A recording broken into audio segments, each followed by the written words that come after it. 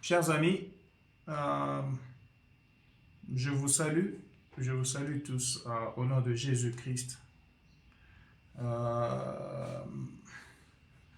me dit que je suis maintenant en ligne et voilà, je voudrais savoir si vous êtes là, répondez-nous, faites-nous savoir que vous êtes là et que nous commencions déjà à partager la vidéo de cet après-midi. Partageons-la, partageons.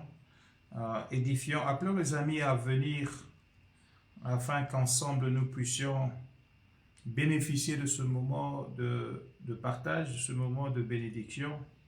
Et comme je disais, quand j'ai commencé, je disais bonne année à tout le monde. C'est la première séance de l'école de la foi pour 2022. Et donc, partageons avec les amis qui peuvent nous suivre là où ils sont. Invitons les amis à venir se joindre à nous. C'est notre première séance de l'année 2022, temps de responsabilisation, et nous continuons avec l'école de la foi. Et ceci sera la 38e séance de l'école de la foi. 38e séance de l'école de la foi et première séance pour cette année. Et nous allons passer 40 bonnes minutes d'exhortation, de partage de la parole. Et cet après-midi, je vais commencer un enseignement avec vous sur la folie de la foi. La folie de la foi. Je suis en train de dire que la foi est logiquement folle parce que la foi est illogique. La foi ne peut pas être comprise par la connaissance humaine. La foi est mathématiquement illogique. Voilà donc l'enseignement que je vais commencer cet après-midi. Après que nous ayons terminé de partager, je nous invite, je nous donne encore une minute. Partageons. Continuons à inviter des amis à venir. Dites-leur que l'école de la foi est de retour. Le temps de responsabilisation. Moi, c'est le pasteur Jean-Claude Dagano de l'église Rema Jesus is Ministries, ici en Afrique du Sud, et exactement dans la ville de Potchefstroom. C'est là où je suis. Et je voudrais que nous puissions partager à autant de personnes que nous pouvons. Autant que nous pouvons, parce que comme la Bible dit, nous avons reçu gratuitement, que nous donnions aussi gratuitement. Une personne peut être juste édifiée par les enseignements de cet après-midi. Et vous pouvez donc sauver la vie de quelqu'un qui était dans l'impasse. Et l'enseignement de cet après-midi lui donne l'espoir de continuer à vivre. Donc mes salutations à toute personne qui se joint à nous déjà, aux personnes qui sont présentes et à celles qui vont venir après. Donc gloire au Seigneur, gloire à Dieu, gloire à Dieu, gloire à Dieu, gloire à Dieu. Nous allons prier pour commencer les enseignements de cet après-midi. Seigneur Jésus, éternel Père très saint, je te dis merci. Je te rends grâce à jamais, toi l'agneau de Dieu sur le trône. Merci pour ta parole. Conduis-nous cette année de gloire en gloire au nom de Jésus-Christ. Amen. Amen, amen, amen. Bien-aimés, bienvenue encore à l'école de la foi. Comme je disais, à notre 38e séance de l'école de la foi que nous avons commencé depuis l'année passée, le 16 janvier 2021 plutôt. Et nous avons cheminé toute l'année. Nous avons eu une pause depuis le milieu du mois de décembre. Cela fait un mois que nous nous sommes pratiquement reposés et que nous n'avons pas eu à enseigner. Mais voilà, nous sommes de retour. Voilà, nous sommes de retour et nous sommes en train de partager la parole de Dieu. Donc, je voudrais nous inviter là où nous sommes à continuer à suivre la parole et à la partager. J'ai dit que je commence aujourd'hui un enseignement sur la folie de la foi. J'ai dit que la foi est folle, la foi est logiquement folle. Salut à Maman Lisa en France, à Paris. Salut à mon ami Faustin Katumba qui me suit aussi à partir de la France. Je salue Maman Mita Malongo qui nous suit à partir de Pretoria. Je salue à Germain Chibango qui me suit à partir de Kinshasa. Et mes salutations à Maman Karine Elima Mimboro qui me suit aussi à partir de Kinshasa. Et tous les amis qui sont ici à Potchefstroom, je vous salue aussi ici à Poch, la base de Potchefstroom. Bien aimé, écoutez ceci. J'ai dit que je commence un enseignement sur la folie de la foi. Et je rends grâce à Dieu. J'étais en train de lire un livre, je suis en train de lire un livre du bishop Oyedepo intitulé Le pouvoir illimité de la foi. Le pouvoir illimité de la foi. Et ce livre m'a donné encore beaucoup de matière sur la foi au point que je me suis dit, non, j'en ai pas encore assez tôt. On n'en a pas encore fini. Il y a encore des choses qu'on peut dire sur la foi. Le Seigneur m'a inspiré, m'a encore donné beaucoup de matière pour vous. Alors, soyez vraiment connectés cette année chaque samedi pour voir les enseignements sur la foi. Donc, nous sommes à l'école de la foi, comme je disais, à la 38e édition. Et hier, la nuit, j'étais en train, avant de dormir, le Seigneur m'a conduit à...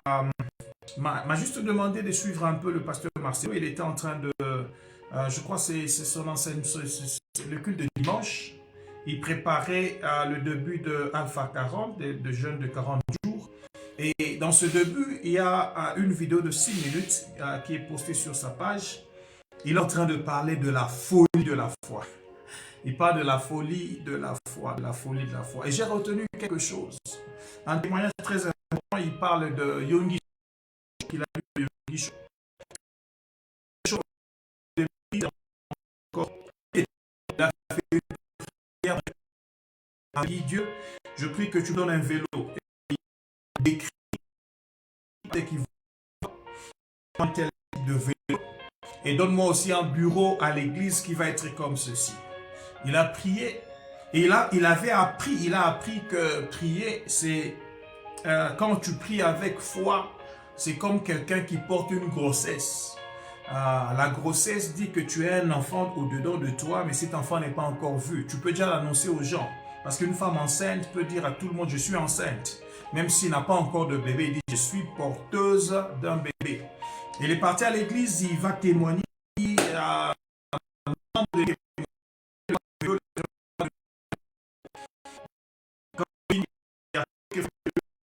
allons voir le vélo.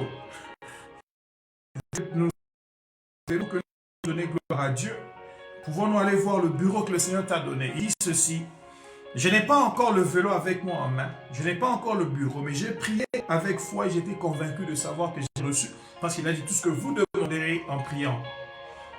Par la foi. Tout ce que vous demandez en priant, croyez que vous l'avez reçu. Et vous verrez cela s'accomplir. Alors il dit, c'est comme ça que je crois que j'ai reçu. Les frères sont partis, peut-être ils étaient dessus de voir ce que le pasteur, comment le pasteur a traité la situation.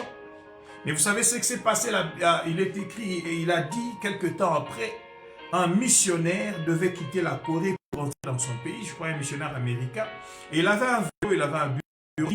Pasteur Michaud, je t'appelle juste pour te montrer ce bureau. Moi je quitte, j'ai vendu tout ce que j'avais, mais le bureau je ne peux pas l'emporter, le vélo je ne peux pas l'emporter, je le laisse. Alléluia. Et maintenant le pasteur pouvait rentrer vers l'église pour dire, voici le vélo, voici le bureau. Donc lorsque nous avons la foi c'est comme une grossesse que nous recevons pour la chose que nous espérons avoir reçue. Mais la grossesse doit venir à maturité pour que je puisse enfanter l'enfant. Donc c'est important de comprendre cela.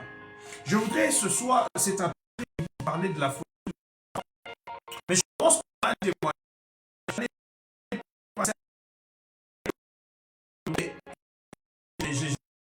J'ai un témoignage sur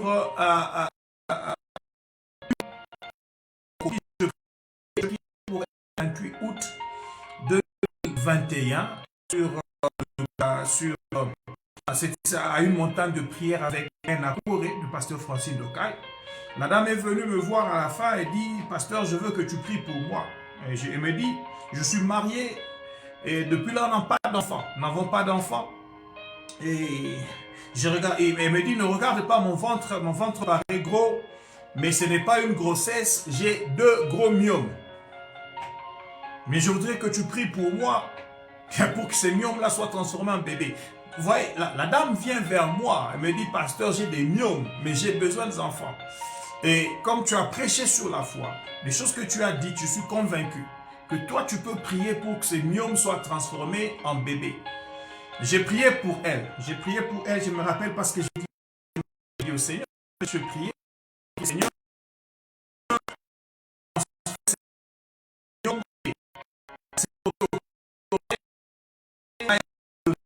pour m'informer qu'elle est enceinte. Je déclaré l'année prochaine, la même, je viendrai sur un bébé.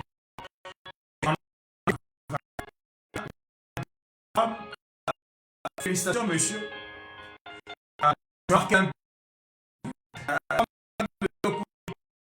On a marqué un but. Et non, c'est parce que je vois un bébé. D'ailleurs, même pas un bébé, j'en vois 2.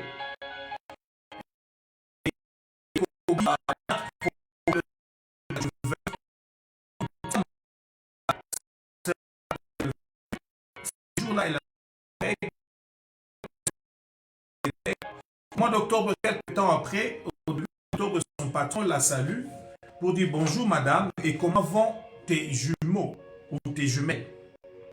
Elle répond au chef, bonjour chef, mais elle quitte, rentre dans son bureau, elle commence à réfléchir, se dit, comment mon chef sait que moi je suis enceinte, alors que je ne le suis même pas, je ne lui ai même pas dit que je suis enceinte.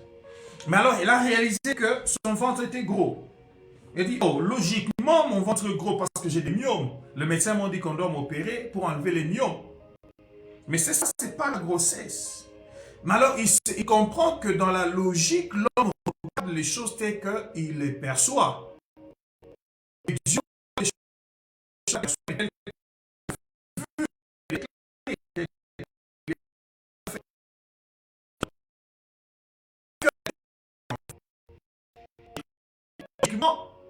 elle pouvait encore être en train de faire paraître aux hommes qu'elle avait encore des myomes.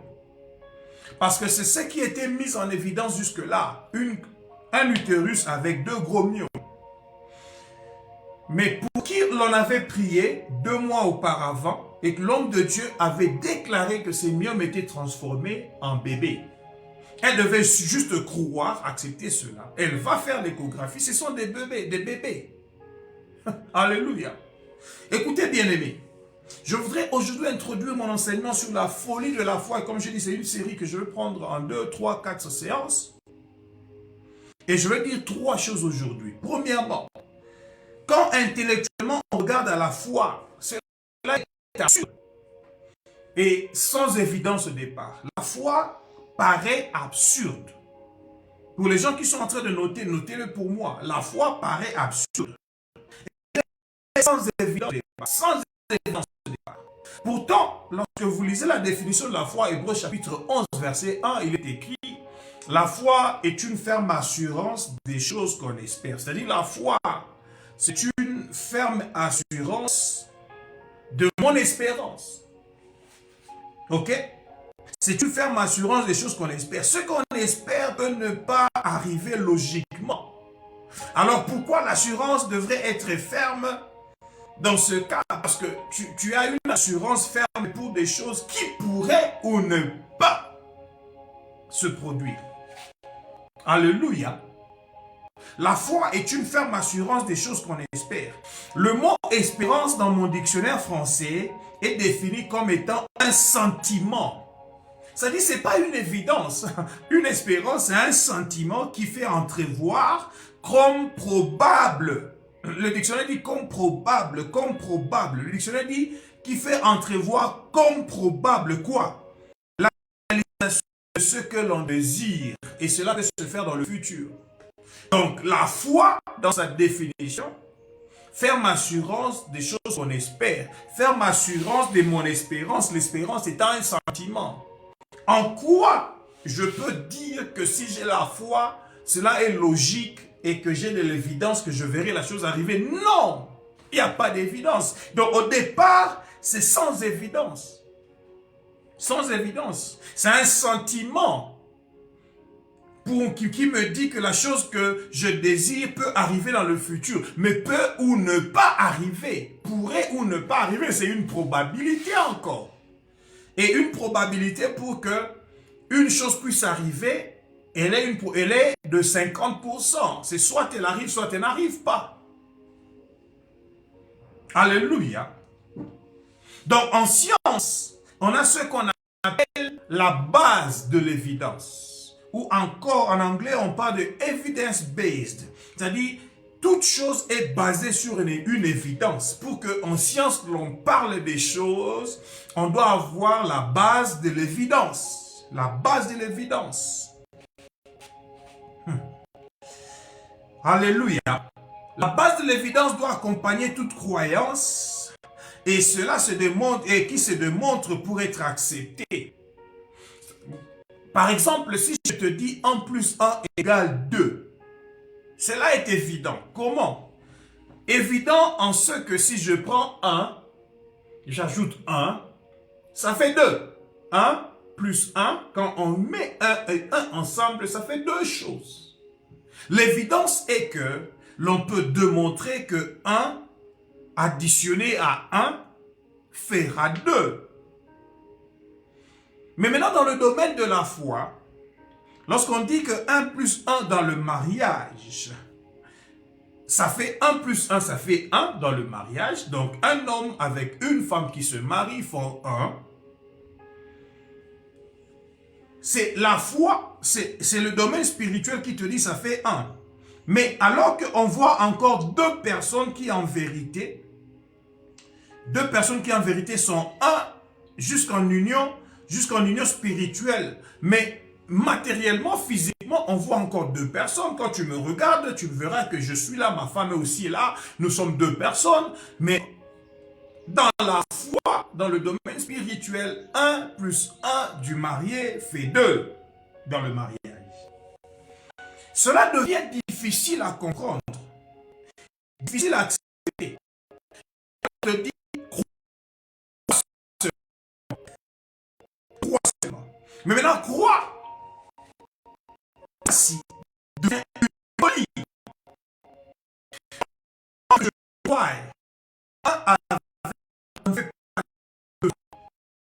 Que je crois.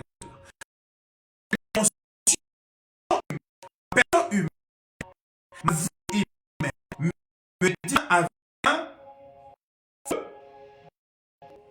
Vous êtes avec moi en train d'introduire pour vous amener dans la foi. Donc, croire devient dans ce cas une folie, bien sûr par la vue à la vie humaine. Oh, je vais introduire mon enseignement pour vous dire. La foi est logiquement une folie. La foi est mathématiquement une folie. La foi est raisonnablement une folie. La foi est normalement une folie. La foi est rationnellement une folie. C'est-à-dire lorsqu'on apporte la raison humaine, lorsqu'on vient avec la science humaine, lorsqu'on vient avec la logique humaine, lorsqu'on vient, on étudie les choses telles qu'elles doivent être logiquement, ça paraît une folie. Mais c'est quoi la folie? C'est quoi la folie? La folie, c'est un dérèglement mental. La folie, c'est un dérèglement dans le comportement. Un dérèglement dans le comportement. Un dérèglement. C'est-à-dire, on se comporte non pas en règle. On se comporte en un ordre dispersé d'ordre. Un ordre dispersé de règles. Alléluia.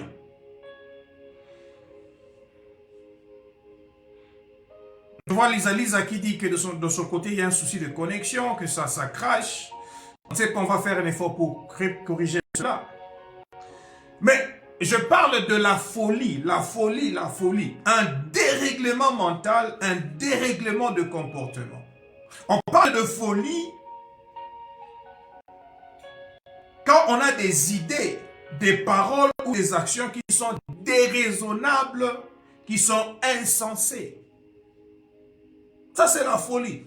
Et la foi se veut d'être une folie lorsqu'on la regarde de manière logique, de manière mathématique, de manière normale. Comment pouvez-vous expliquer qu'un homme, un jeune homme, étudiant à l'université, en deuxième doctorat, se dit qu'il va se marier et il va aller écrire un faire-part. Un faire-part. Il écrit un faire-part, non pas pour le partager aux gens qui vont l'aider pour lui donner de l'argent, mais il écrit un faire-part à Dieu. Ça, c'est mon histoire à moi. Août 2003. J'écris un faire-part, le 14 ou le 15 août. J'écris un faire-part à El Shaddai. Et tu parles à El Shaddai comme si tu parlais à un homme, tu dis, ça c'est mon faire-part. Je t'envoie afin que tu puisses me soutenir tant matériellement que financièrement, parce que je me marie le 27 décembre 2003. Ça, c'est illogique. C'est illogique, c'est illogique, c'est illogique, c'est illogique. La foi est donc logiquement une folie. Pour les hommes qui veulent la percevoir selon les hommes. C'est une folie. Lorsque j'y pense aujourd'hui, je regarde ce qui est arrivé, je me dis oui, c'est une folie. C'est une folie, c'est une folie.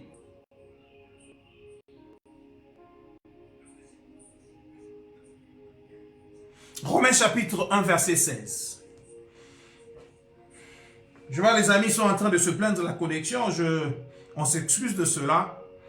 On fait un effort pour corriger ceux qui bégayent. On dit que si je bégaye, moi je ne bégaye pas, je parle normalement bien. Je parle bien, je ne bégaye pas.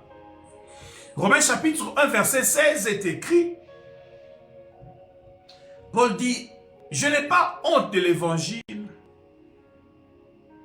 parce que c'est une puissance de Dieu pour le salut de l'homme.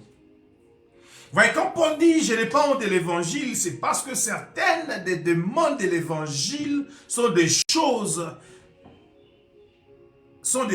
quelqu'un pourrait en être honteux. Pourquoi? Parce qu'elles te font paraître aux yeux d'autres personnes comme pas rationnelles du tout. Il dit, je n'ai pas honte de l'évangile. Je comprends que quelque part là, l'évangile nous expose à faire des choses qui nous font croire, qui font de nous de foi que nous ne paraissions pas rationnels. Et en ne paraissant pas rationnels, on peut avoir honte. Oui. Mais bien aimé dans le Seigneur, écoutez ceci. Bishop Dag Heward raconte une histoire sur lui-même. Lorsqu'il s'est décidé d'abandonner la médecine pour travailler à temps plein dans le ministère, il y a un professeur de l'université qui se moquait de lui et qui parlait aux membres de l'église du bishop pour dire « Oh, vous êtes aussi parmi les gens qui suivaient ce docteur qui a abandonné le rationnel pour aller dans l'irrationnel. » Donc ce monsieur ici, ce professeur d'université, plein de logique dans sa tête, il va dire Dag Heward a abandonné le rationnel et il a suivi l'irrationnel. Donc pour lui l'évangile est irrationnel parce qu'il n'y a pas de raison à pouvoir démontrer ce qui est en train d'arriver. Je vous pose la question, comment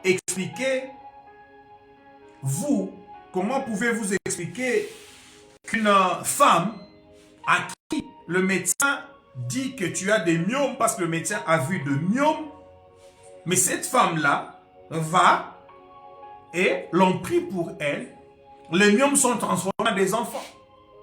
Comment expliquez-vous qu'un jeune homme, un étudiant de 28 ans, va arriver vers le Seigneur, va dire à Dieu, j'écris un faire-part que je ne vais donner à personne d'autre qu'à toi seul. Je l'écris à El Shaddai. Et El Shaddai doit lire le faire-part pour lui donner tout l'argent dont il a besoin afin qu'il aille se marier. Ça, c'est la folie.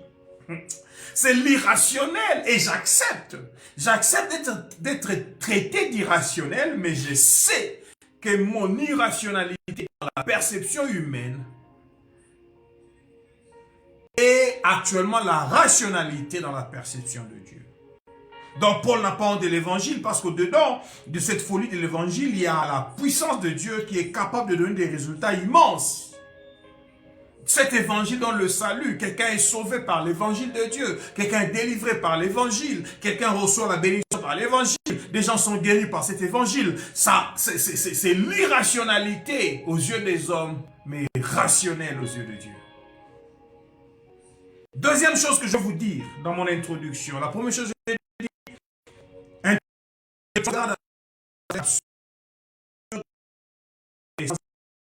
dire,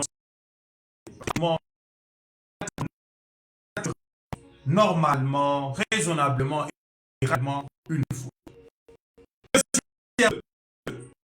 Mais quand tu comprends la foi de foule, là, à l'embrasser avec un son absolu.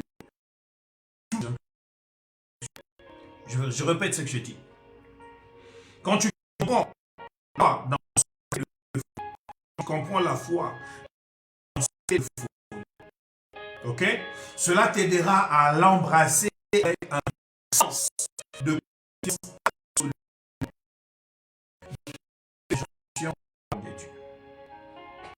Jésus, parlant en Marc, il dit, crois et tu verras la gloire de Dieu. Crois et tu verras la gloire de Dieu. Croire quoi? Croire et tu verras la parole. Des choses qui sont illogiques, cette parole de Dieu devient logique. C'est que la parole de Dieu dit.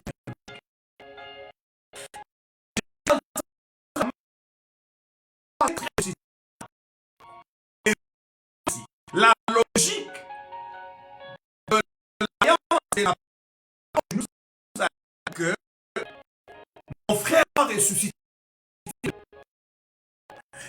Je n'en parle pas de la logique et de l'idée. Je suis en train ici de dire, je suis la.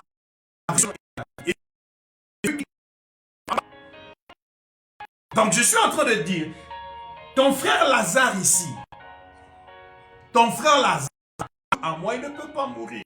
Et tu crois que tu vas voir la gloire de Dieu. Pourquoi Jésus-Christ même qui est plus Jésus.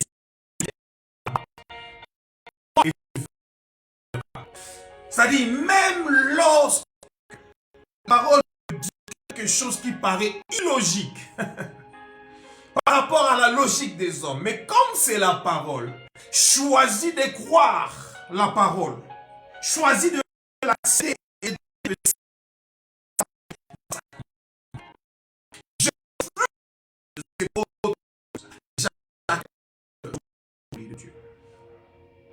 Ah, c'est de la folie, bien aimé, c'est de la folie. Pensez un peu à Naaman. Je vais vous amener un peu plus loin. Pensez à Naaman. Naaman, c'est l'officier du roi syrien.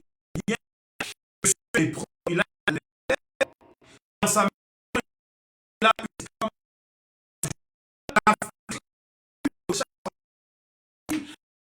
oh, madame, tu sais, si mon maître était en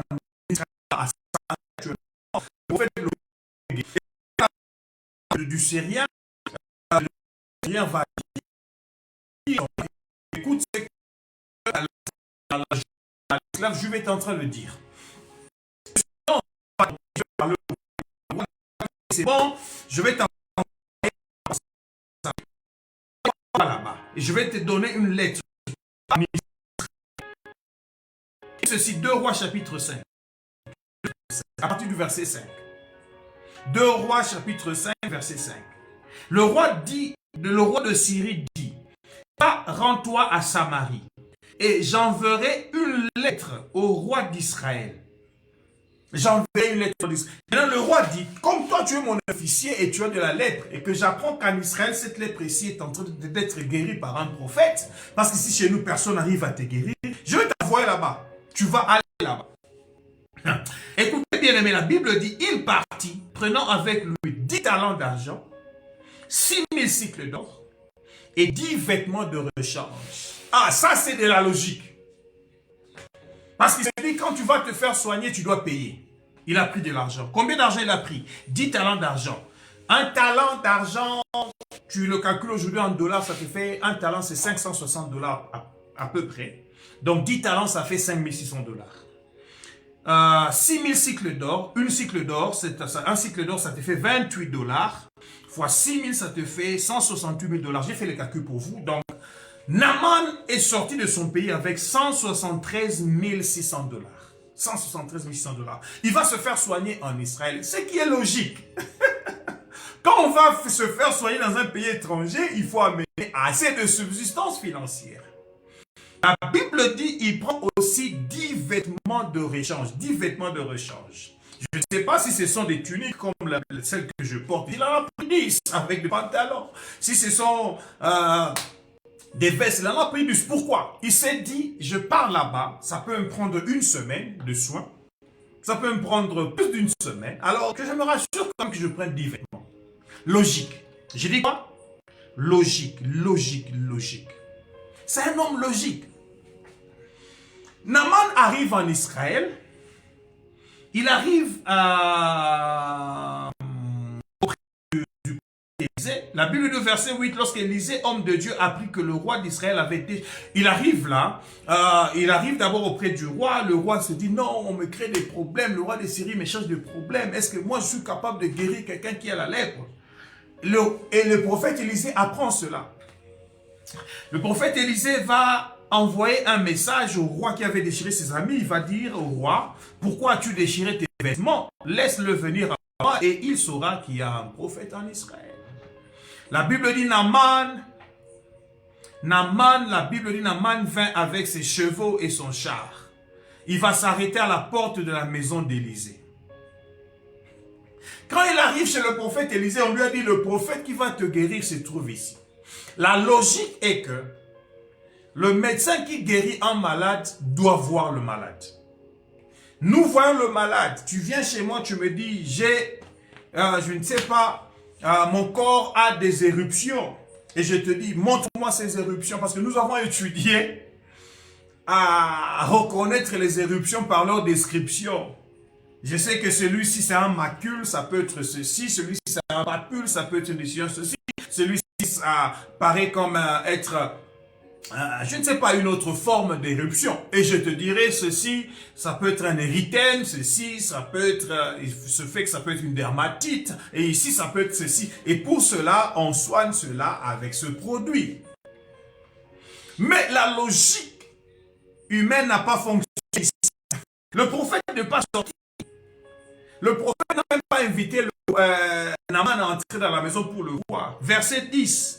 Élisée lui fit dire par un messager, va, lave-toi 7 fois dans le Jourdain, ta chair redeviendra saine et tu seras pur. Ça, ce n'est pas logique du tout maintenant. Moi, je viens auprès de toi pour que tu me soignes. Tu ne me vois même pas, tu ne me regardes même pas. Tu ne me donnes pas de l'huile à appliquer sur ma peau. Tu ne me donnes pas du baume à appliquer sur ma peau. Tu ne me donnes pas de médicaments, des comprimés à prendre. Tu me dis de me jeter dans le Jourdain.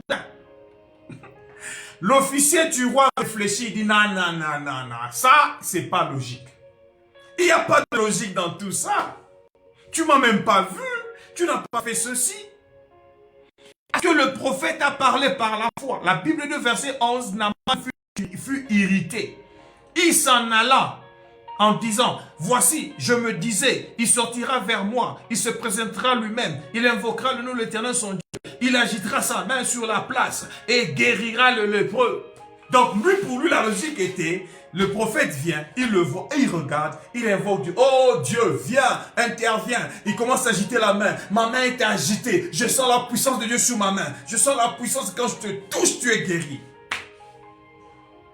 Mais la logique n'a pas fonctionné avec la logique de Dieu. La logique de Dieu utilisée par le prophète est devenue l'illogique pour Naaman. Et Naaman n'a pas compris cela. Il dit c'est illogique. Écoutez la réflexion de Naaman. Il dit les fleuves de Damas et le Pharpar ne valent pas mieux que toutes les eaux d'Israël. Ne pourrais-je pas m'y laver et devenir pur? Et s'ils s'en retournaient, et ils s'en retournaient et partaient avec fureur. Il s'est même fâché. Il dit je pars. Parce que le Jourdain est même plus petit qui est le plus petit des fleuves que nous avons à Damas. Et il cite même le Parpar et l'Abana. Les débits des eaux de Parpar et l'Abana sont plus élevés que le débit des eaux de Jourdain. Il dit, si je dois entrer dans l'eau et que c'est le débit d'eau qui doit venir nettoyer ma peau, je préfère encore le faire à Damas, là où il y a l'Abana et le Parpar, dont le débit est plus élevé que celui du Jourdain. Mais comment le prophète me dit de me jeter dans le Jourdain? Vous savez, quand c'est illogique, il n'y a qu'un homme qui vit dans l'illogique qui peut accepter cela. Parce que quand c'est illogique, c'est-à-dire, quand c'est illogique, c'est-à-dire la logique de l'homme ne peut pas capter cela. Ça devient un problème parce que la logique de l'homme ne peut pas capter cela. Oh, alléluia. Il s'en retournait, il partait avec fureur, il est fâché parce que le prophète lui demande de faire quelque chose qui est illogique. Mais ses serviteurs s'approchèrent de lui pour parler.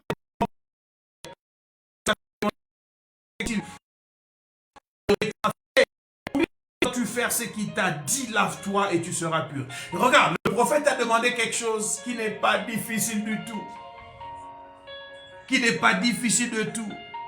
Ce qu'il t'a demandé est illogique, nous comprenons, mais ce n'est pas difficile. C'est seulement ce qui est logique. Il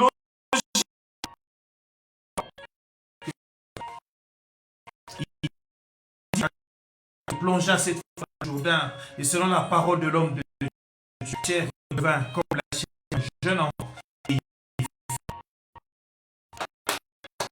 il devint pur.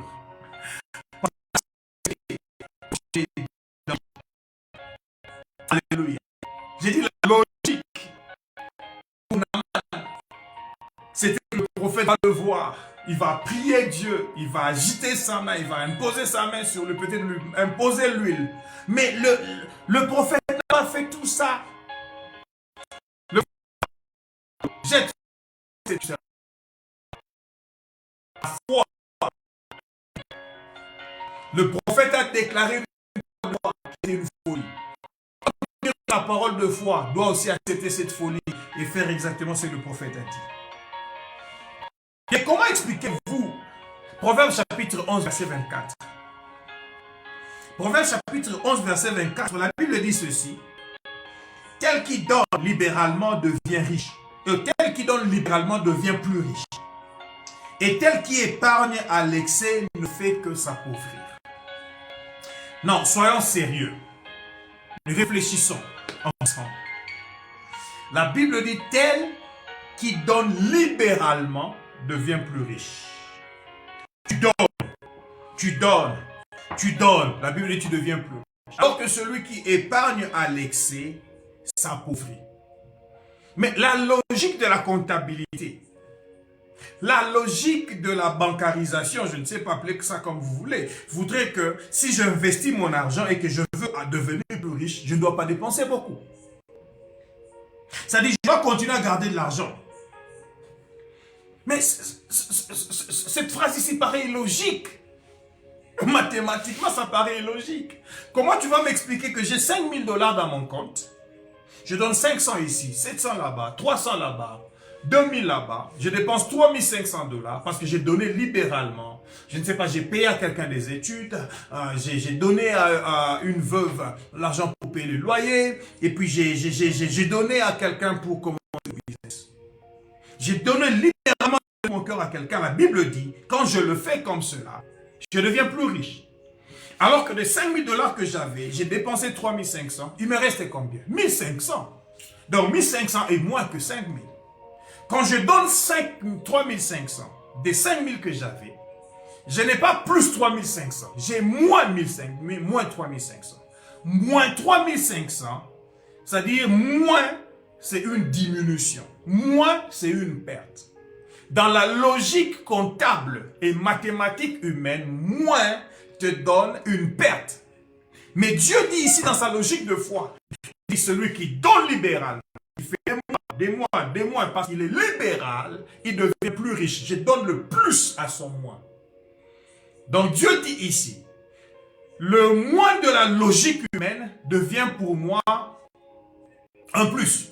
C'est une augmentation, c'est une multiplication. C'est une augmentation, c'est une multiplication. Bien-aimé, la foi dit que je deviens plus riche. Le banquier, tu dis, tu deviens pauvre. Tu t'appauvris. Pourquoi? Parce que tu donnes trop. Maintenant, tu croiras qui? Choisis qui tu veux croire. Mon banquier à moi,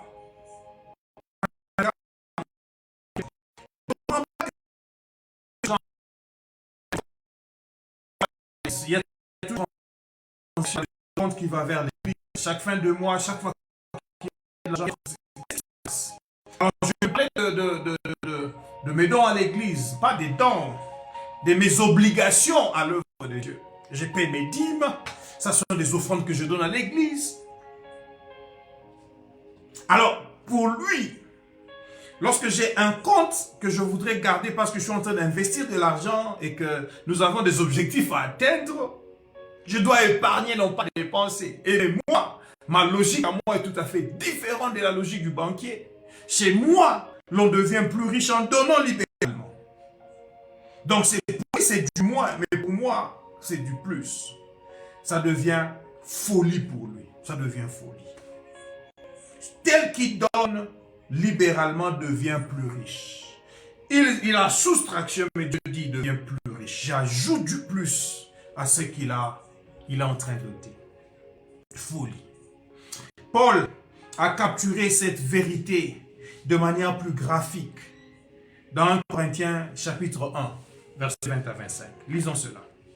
1 Corinthiens chapitre 1, versets 20 à 25. Il parle de la sagesse humaine qui est en opposition à la sagesse divine et ici manifestée à la croix. Verset 18, à partir du verset 18, il dit « Car la prédication de la croix est une folie pour ceux qui périssent, mais pour nous qui sommes sauvés, elle est une puissance de Dieu. » La prédication de la croix est une folie. Quelqu'un te dit « Non, Christ est mort sur la croix, en mourant sur la croix, lorsqu'il a dit Tetelestai, tout est accompli, tout est fait. » Les gens ont reçu le salut, les gens sont délivrés, les gens sont guéris. Mais comment? Jésus n'a pas été la première personne à la croix. Il n'a pas été la première personne à la croix. Même il y avait des de lui. Et il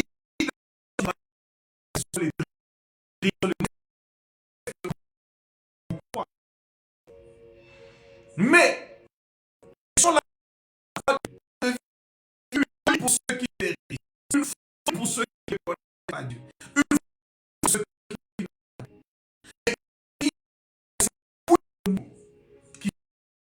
versent Dieu n'a pas vaincu de folie la vaincu de salut, n'a-t-il pas convaincu de folie la sagesse du monde? Car puisque le monde, avec sa sagesse, n'a point connu Dieu, il a plu à Dieu dans sa sagesse de sauver les croyants par la folie de la prédication. Nous sommes sauvés par la folie de la prédication. Quelle est cette folie de la prédication? Tu es sauvé par grâce, au moyen de la foi. Par grâce, au moyen de la foi. C'est la folie qui dit que Jésus et sa résurrection t'ont sauvé. Toi, maintenant, tu dois croire que Jésus, mort sur la croix, t'a sauvé. Folie! Mais la Bible dit, si Paul dit, nous sommes sauvés. Il a pu à Dieu dans sa sagesse de sauver les croyants par la folie de la prédication. Les Juifs demandent des miracles et les Grecs cherchent la sagesse. Qui est-tu? Juif ou grec? Demandons le miracle et nous cherchons la sagesse. Verset 23, nous prêchons Christ crucifié. Virgule. Scandale pour les Juifs et folie pour les païens. Jésus présenté comme le sauveur de l'humanité. Folie pour les païens. Comment un homme pouvait venir, soi-disant du ciel, de par son Père, sur la terre pour sauver tous les hommes qui croient en lui? Folie! Voilà pourquoi ce n'est pas facile pour des gens de croire en Christ. Mais il faut la foi encore, qui est une folie pour accepter la folie de Dieu. Qui s'assemble se ressemble. L'on ne peut pas venir à Dieu recevoir de sa folie sans devenir fou de par les hommes. et logique de par Dieu. Verset 24, mais par puissance de Dieu et sagesse, mais puissance de Dieu et sagesse de Dieu pour ceux qui sont appelés, tant juifs que grecs. Verset 25, écoutez. Car la folie de Dieu est plus sage que les hommes, et la faiblesse de Dieu est plus forte que les hommes. La folie de Dieu est plus sage que la sagesse des hommes. La faiblesse de Dieu est plus forte que la force des hommes. Bien-aimés dans le Seigneur, je vais vous inviter à vous dire, et je disais, Paul a bien capturé cette vérité de manière plus graphique en nous montrant comment nous avons tout reçu parfois qui est folie pour les hommes. Troisième point, j'ai terminé par là dans mon introduction d'aujourd'hui. Beaucoup de demandes de la Bible peuvent être classifiées d'irrationnelles. Mais au-delà de cette irrationalité se trouve la puissance de Dieu. La puissance de Dieu qui fait quoi? Qui répond à la foi du fou croyant et qui décore des destinées des anciens fous et des fous de carrière. Une longue phrase qui dit quoi? Je suis en train de dire ici. La parole des dieux, vous la lisez. Et vous regardez ce que cela nous démontre comme des choses qui sont faites. Il y a des choses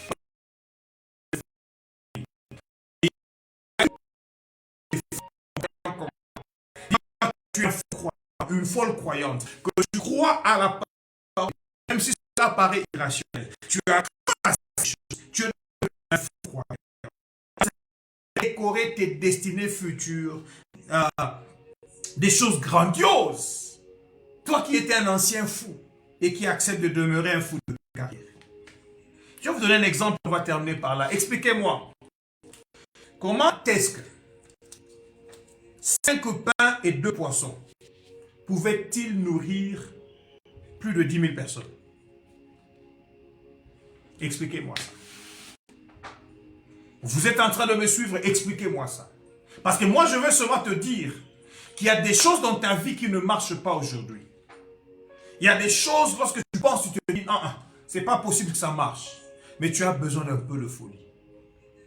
Si tu m'expliques comment, mathématiquement parlant, 5 pains et 2 poissons ont pu nourrir plus de 10 000 personnes, je te dirais, fais-moi comprendre comment toi tu ne peux pas accoucher. Toi que le médecin dit que c'est impossible que tu accouches. Fais-moi comprendre en quoi et pourquoi toi tu ne peux pas avoir des enfants. Toi dont on a dit que ton couple ne peut pas avoir des enfants. Fais-moi comprendre pourquoi toi tu ne peux pas avoir de l'argent si on t'a dit que toi tu ne peux pas en avoir. Pourquoi? 5 pains, 2 poissons, on nourrit plus de 10 000 personnes. Alléluia. Jean chapitre 6.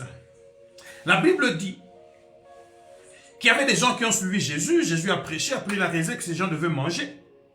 Et en levant les yeux, voyant qu'une grande foule, Jean chapitre 6 à partir du verset 5, une grande foule venait à lui, Jésus dit à Philippe, où achèterons-nous des pains pour que ces gens aient à manger? Où achèterons-nous du pain pour que ces gens aient à manger? Ils sont trop nombreux. La Bible dit, verset 6, il disait cela pour éprouver Philippe, car il savait ce qu'il allait faire. Jésus sait ce qu'il va faire. Même quand, logiquement, les choses paraissent ne pas marcher pour toi. L'illogique va venir changer ta logique. La Bible dit Jésus savait ce qu'il allait faire. Ne me posez pas la question de savoir comment ça se passera. Moi-même, je ne sais même pas. Ne me dites pas, ne cherchez pas à savoir. Jean chapitre 6 à partir du verset 5. Prédicateur, comment cela marchera? Moi, je ne sais pas non plus. Je ne sais pas. Mais je sais une chose. Jésus sait ce qu'il va faire. Moi, je dis seulement que tu auras tes enfants. Moi, je dis seulement que ces myomes-là vont se changer en des enfants. Comment cela se fera? Qui viendra faire l'opération pour que les myomes sortent et que les enfants entrent là-bas? Moi, je ne sais pas. Tout ce que je sais, c'est que je déclare la folie de la foi. Je parle de ce qui est logique pour Dieu, illogique pour les hommes. Ou peut-être dites-moi que c'est illogique, mais l'on dit et j'en vous ai dit que la folie de Dieu est plus sage que la sagesse des hommes. Alléluia. No matter what, c'est-à-dire peu importe la situation, je déclare au nom de Jésus que l'illogique vienne dans ta vie et que tu vives la folie de la foi au nom de Jésus. Je ne sais pas ce que toi tu veux faire. Je voulais me marier, j'étais étudiant. Je n'avais pas cet argent qu'il me fallait. Moi, j'ai écrit un faire-part à Dieu. Illogique pour les hommes. Jean-Claude, folie. Parce que c'est un dérèglement de comportement. Écrire un faire part à Dieu. Les choses normales sur la terre, on écrit de faire part à des gens qu'on va voir. Papa, voici mon faire part. Maman, voici mon faire part. Oncle, voici mon faire part. Tu vas à l'église, les partenaires qui ont de l'argent, voici mon faire part. Parce que tu te dis, ces personnes peuvent payer pour moi ou donner de l'argent pour moi. Oh, alléluia! Tu n'iras pas par cette voie-là. Le chemin par lequel toi tu passeras sera un chemin illogique pour les hommes, mais logique pour Dieu.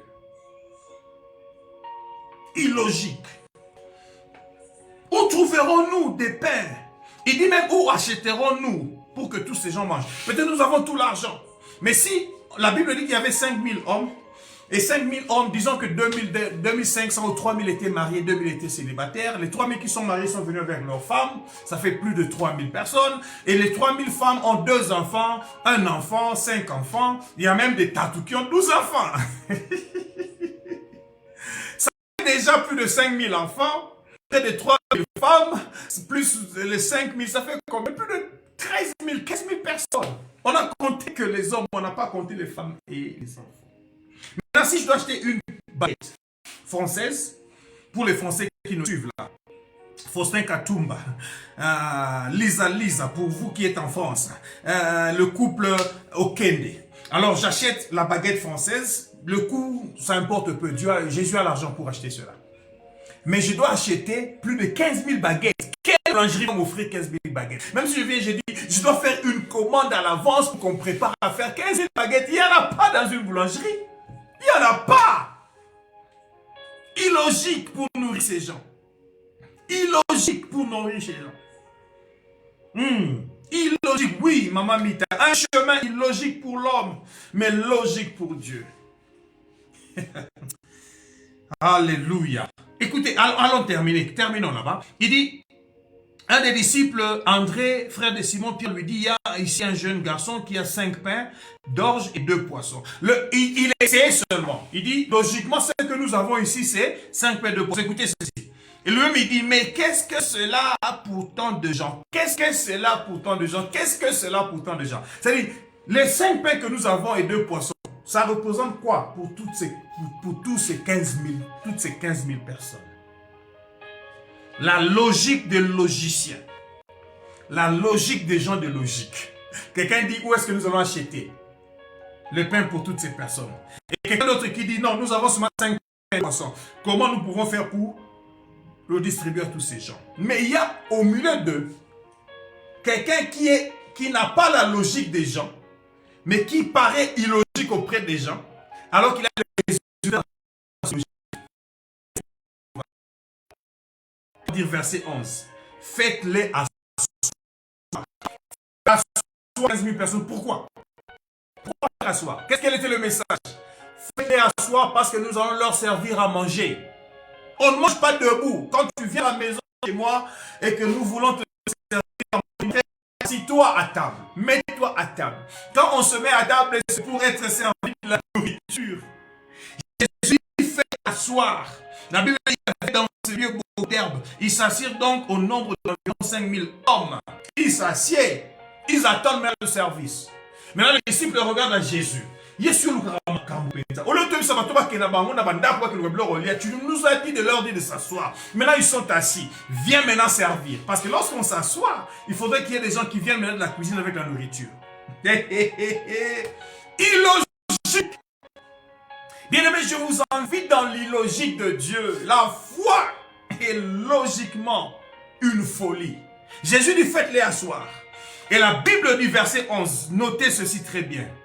Oubliez tout, notez ceci. Jean chapitre 6, verset 11. Jésus prit les pains. 5 pains, comme ça.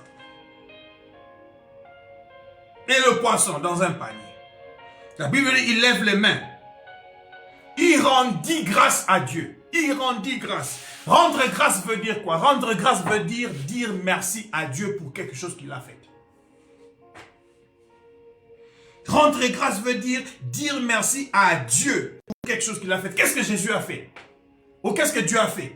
Donc Jésus est en train de dire, je suis en train de te rendre grâce pour ces 5 pains et 2 poissons qui vont nourrir toutes ces personnes ici. Ah! Bien aimé le Seigneur, je suis dans l'illogique. Et je regarde maintenant Philippe qui regarde Jésus, qui dit Jésus, il y a 5 pains et 2 poissons qui ont fait quoi? La Bible dit Jésus les distribua à ceux qui étaient assis.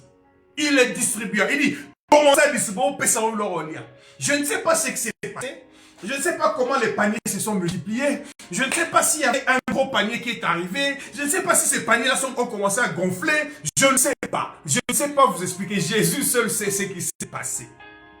Après avoir rendu grâce à Dieu, dit merci à Dieu, il a produit l'illogique. Frères et sœurs dans le Seigneur, frères et sœurs dans le Seigneur, c'est illogique de rendre grâce à Dieu pour quelque chose qui n'existe pas encore. Mais pourtant, la logique de Dieu, c'est quoi? Philippiens chapitre 4, verset 6. Philippiens chapitre 4, verset 6 dit ceci. Ne vous inquiétez de rien dans votre vie, mais en toute chose, faites connaître vos besoins à Dieu. Par quoi? Par des prières et des supplications. Et des supplications. Et ceux qui en ont? Non! La Bible dit par des prières et des supplications avec action de grâce. Avec action de grâce. C'est-à-dire lorsqu'il y a des situations qui nous inquiètent, lorsqu'il y a des situations qui nous troublent, lorsqu'il y a des situations qui nous font mal, lorsqu'il y a des situations qui ne nous montrent pas d'issue de sortie, la Bible dit, Dieu dit, ne vous inquiétez pas, ne vous inquiétez pas, ne pleurez pas, mais pourtant faites connaître vos besoins à Dieu. Lorsque vous faites des prières, ça doit venir en nature de grâce. Oh, je vais dire à quelqu'un, ça c'est le secret que le Seigneur m'a révélé, le secret des actions de grâce dans la prière de la foi. Comment tu peux recevoir de Dieu quelque chose que tu n'as pas encore, mais tu pries, tu dis Seigneur, je ne veux pas m'inquiéter pour la maison que je n'ai pas. Seigneur, je ne veux pas m'inquiéter pour les enfants que je n'ai pas. Seigneur, je ne veux pas m'inquiéter pour la voiture que je n'ai pas encore. Mais ce que je veux faire, je te présente mon besoin. Je prie en te rendant grâce. Je dis merci Seigneur pour la maison que tu m'as donnée. Merci Seigneur pour la voiture que tu m'as donnée. Merci Seigneur pour le vélo que tu m'as donné. Alors que Yongisho n'avait pas encore de vélo. Il était piéton. Il avait dit merci à Dieu pour le vélo. L'homme de la foi voit au-delà de ce que les hommes ne voient pas encore. C'est comme ça qu'il dit même merci à Dieu avant d'avoir reçu ce que les hommes n'ont pas encore vu. Illogique des hommes, logique de Dieu. J'ai terminé mon message d'aujourd'hui. Illogique des hommes, logique de Dieu. Je disais, l'homme de la foi connaît les secrets des actions de grâce par la prière de sa foi. Quand je dis merci Seigneur pour ce temple de 10 000 places que tu m'as donné, les hommes humains ne le voient pas encore, mais mes yeux spirituels le voient déjà. Et je dis merci pour cela. Parce que je suis enceinte de quelque chose que je sais que Dieu est capable de me donner. Et je le déclare dans ma foi. Mais je donne déjà, je rends grâce à Dieu. Pasteur, donne-nous un verset qui va nous donner cela comme clé que nous allons retenir. Je vais terminer par la Psaume 67. Psaume chapitre 67. Psaume chapitre 67. Versets 6 à 8. Psaume chapitre 67. Alléluia. Psaume 67, verset 6 à 8. Retenez ce secret. Il est écrit dans la parole de Dieu. Les peuples te louent, ô Dieu. Tous les peuples te louent. Verset 7 dit la Bible, la terre donne ses produits. Dieu notre Dieu nous bénit. Dieu nous bénit et toutes les extrémités de la terre le craignent. Écoutez. Quand vous lisez ce verset, je vais vous l'expliquer très bien. La version King James, qui est la version la plus proche de l'hébreu qui a traduit ce verset ici, dit ceci. Les peuples te louent, ô Dieu. Tous les peuples te louent. Ainsi alors, la terre donne ses produits. Dans la version anglaise, on dit, ainsi alors la terre fait augmenter ses produits. L'augmentation dans ta vie, la production dans ta vie, vient par une clé. C'est que tu sais que Dieu peut faire cela. Tu le lui demandes, non pas seulement en lui demandant, comme quelqu'un qui n'a pas la foi, mais tu grâce à Dieu. Tu Dieu après avoir reçu, vu ce qui est dans la folie de la foi, Dieu pour des choses qu'il n'a pas encore vues matériellement. mais la logique est là-dessus. Cet après-midi, je suis venu avoir une foi folle. Pour quelque chose que tu n'as pas, mais que dans ton cœur, tu crois que Dieu t'a donné cela. Pourquoi tu crois qu'il t'a donné? Parce que la parole de Dieu dit cela.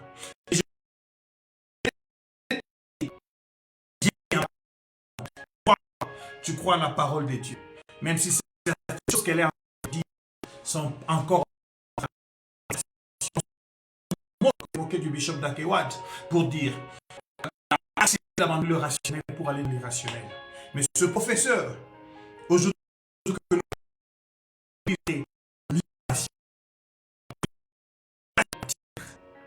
nous quittons le rationnel pour aller dans l'irrationnel. L'irrationnel de Dieu produit plus de résultats que le rationnel des hommes. Qu'est-ce qu'on t'a dit? Que tu n'auras pas d'enfant. Je dis non, non, non, non, non, non, non, tu en auras. Je dis tu en auras. Je dis tu en auras. Cette année tu en auras. Je dis cette année tu en auras. Je dis cette année tu en auras. Je veux que tous les couples qui me suivent, qui n'ont pas encore d'enfants, commencent à rendre grâce à Dieu pour les enfants. Je sens qu'il y a une grâce favorable pour des enfants. Je sens qu'il y a une grâce favorable pour des enfants, des jumeaux qui naissent cette année. Je vois cette grâce. Si tu es une femme ici mariée, tu es un monsieur marié, vous n'avez pas encore d'enfants, ou bien vous avez d'enfants mais vous en cherchez encore, et l'on vous a dit que logiquement vous ne pouvez plus, parce qu'il y a un problème dans le ventre de votre épouse, il y a un problème dans le corps du mari. Je dis non, non, non, non, c'est impossible. Je dis c'est impossible, je refuse. Je dis nous devons croire. Nous commençons à rendre grâce à Dieu pour les enfants. Je ne sais pas ce que tu es en train d'espérer de la part du Seigneur. Commence à rendre grâce à Dieu par rapport pour cela. Rends-lui grâce. Nous avons terminé.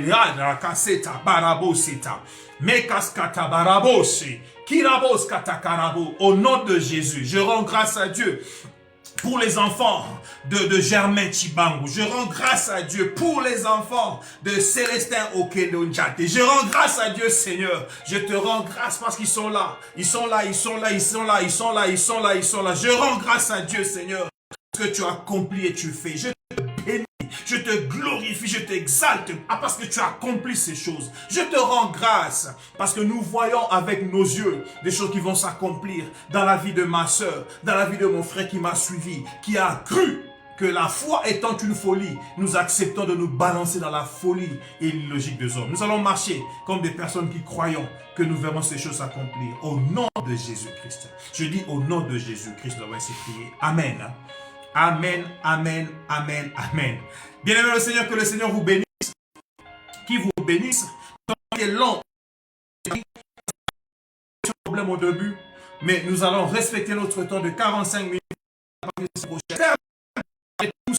Tous ces samedis qu'on s'est rencontrés, que nous puissions encore avoir, nous retrouver en contact encore pour démarrer.